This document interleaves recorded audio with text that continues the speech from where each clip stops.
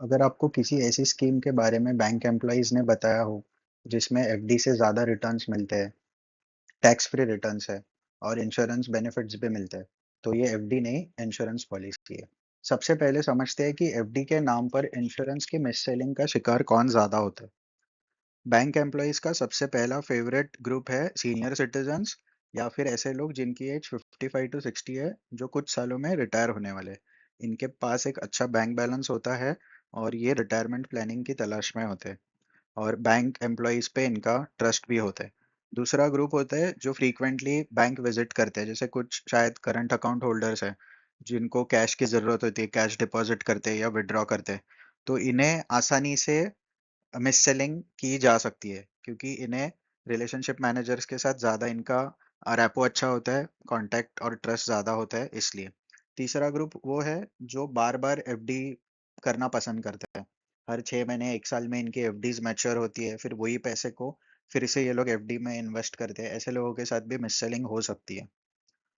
चौथा और आखिरी ग्रुप ऐसा है जो इंटरनेट बैंकिंग पे भरोसा नहीं करते और बैंक में जाकर फिजिकल और एक्चुअल ट्रांजैक्शंस करना ज़्यादा प्रेफर करते हैं। इन लोगों के साथ भी ऐसे मिस सेलिंग हो सकती है। अब हम देखेंगे ये मिस सेलिंग की प्रोसेस होती कैसे है।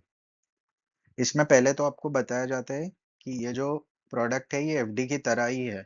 इसमें एफडी से ज़्यादा रिटर्न्स आते हैं और सबसे खतरनाक तो ये होता है कि इसमें बताया जाता है टैक्स फ्री रिटर्न्स आएंगे। टैक्स फ्री रिटर्न सोचकर लोग इसे ज़्यादा प्रेफर करते हैं और इसमें से आप पैसा कभी भी विड्रॉ कर सकते हो।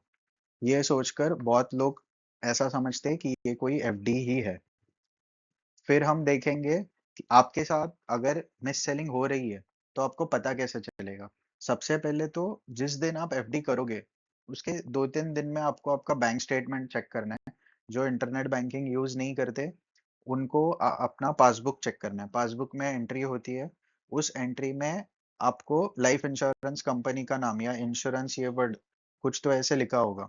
तो आपको डेबिट डिस्क्रिप्शन में पता चलेगा कि ये पैसा इंश्योरेंस के लिए गया है या फिक्स्ड डिपॉजिट में इन्वेस्ट हुआ है।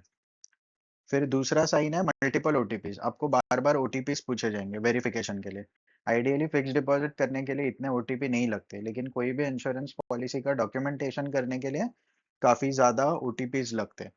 ये एक साइन है कि आपके साथ मिस सेलिंग हो रहा है।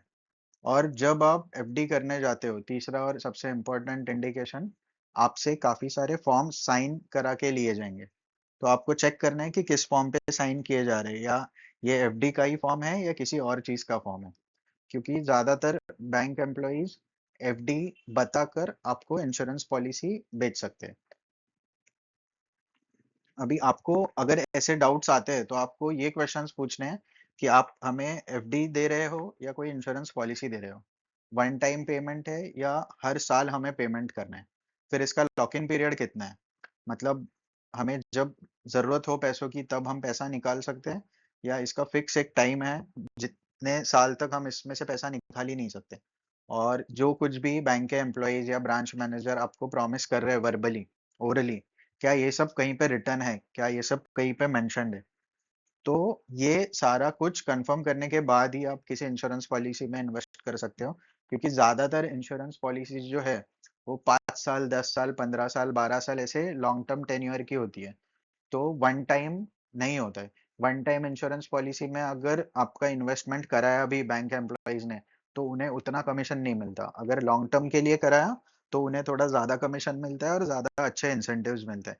अब सवाल आता है ये मिस सेलिंग होती क्यों है। एक तरह से गलत काम है, क्योंकि बैंक के एम्प्लॉइज को सेल्स का टारगेट होता है, उन्हें इंसेंटिव्स मिलते हैं और कस्टमर्स ज्यादातर बैंक जाकर कोई भी ट्रांजैक्शन करना या कोई भी काम करना पसंद करते हैं। लोगों का आज भी बैंक के ऊपर ट्रस्ट बहुत है। इस ट्रस्ट का मिसयूज करके एफडी जैसे प्रोडक्ट को कुछ अलग बताकर इंश्योरेंस पॉलिसी दी जाती है। अगर आपको भी कभी एफडी के जगह किसी और प्रोडक्ट या कोई और चीज के जगह पे इंश्योरेंस पॉलिसी बेची गई है तो कमेंट में बताइए। आने वाली वीडियोस में मैं बताऊंगा बाकी बैंक के सर्विसेज, जैसे लॉकर फैसिलिटीज, लोन, इन सब के बदले आपको इंश्योरेंस पॉलिसी कैसी बेची जा सकती है।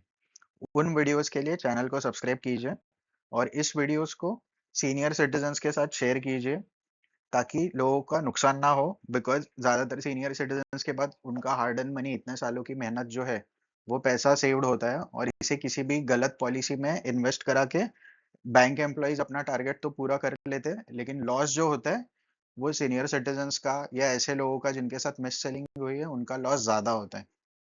Thank you.